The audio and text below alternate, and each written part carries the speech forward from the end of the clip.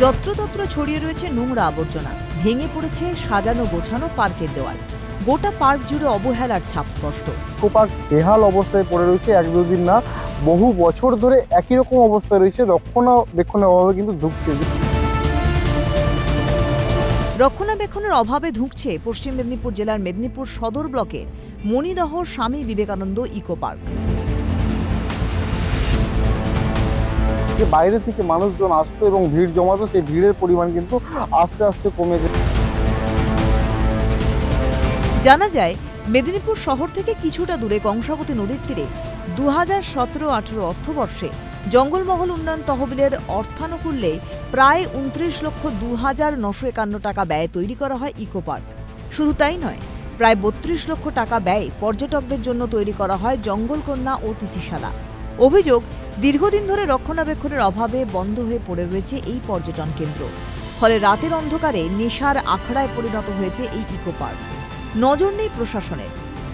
মানে পার্ক তো ভাঙাভাঙি সব হয়ে পড়ে আছে, পার্কের কোনো দায়িত্ব নাই, কিছু নাই, ভাঙাভাঙি হয়ে আছে। আর তোমার গাছপালা চুরি হয়ে যাচ্ছে, ঘরদর ভাঙাভাঙি হয়ে যাচ্ছে, মদের আসরও বসছে।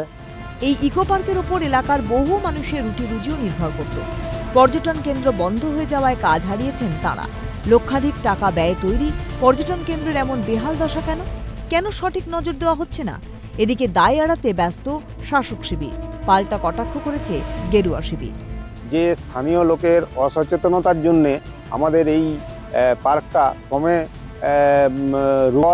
আমি এই সিজনে আমি জলের ব্যবস্থা করেছি এবং বিভিন্ন রকম যে ভগ্নপ্রায় হয়ে গিয়েছিল তাতে কিছুটা হলেও জীবনদান করে। গাছ চুরি হচ্ছে, সেক্ষেত্রে আমি পাবলিকও যেমন হচ্ছে দায়ী, তার সঙ্গে বর্তমান যে শাসক দল বা এখানে যারা দায়িত্বে রয়েছে, বর্তমান পঞ্চায়েত মেম্বার জগদীশ পান, সেও মনে করেছে সে হচ্ছে বিষয় হচ্ছে সে নিজেও দায়ী। একদিকে যখন রাজ্য জুড়ে পর্যটন শিল্পের উপর জোর দেওয়ার কথা বলছেন মুখ্যমন্ত্রী, ঠিক তখনই অবহেলায় পড়ে নষ্ট হচ্ছে পর্যটন কেন্দ্র। কারো কি নজরে পড়ছে না? একটু তৎপর হলেই হয়তো বাঁচানো যেতে পারে এই পর্যটন কেন্দ্রগুলিকে। পশ্চিম মেদিনীপুর থেকে অভিষেক চক্রবর্তী, ক্যালকাটা নিউজ।